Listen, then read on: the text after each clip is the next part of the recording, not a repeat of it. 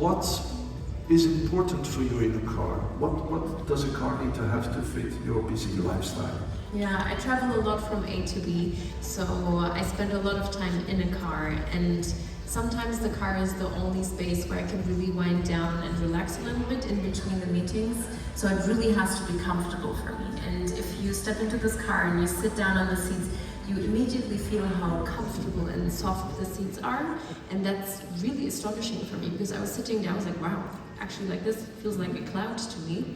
And also the massage function, of course, and the sound system was very astonishing, and the noise reduction. So all of that really makes you feel more relaxed inside of a car. So although you are in traffic, you are not stressed.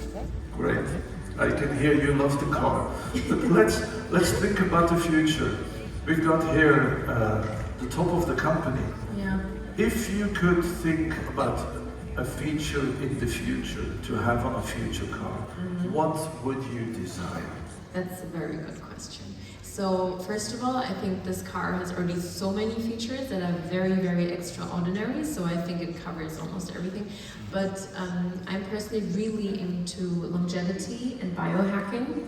So if all of those recovery measures could increase even more in a car, that would be amazing. Imagine we have like an oxygen chamber inside of there, or there are healing sound frequencies, or it would clean the air with air purification. I think all of that would be really amazing, because if you are in traffic, most of the times the air is not so clean. So if it purifies the air at the same time, I think that would be a good idea.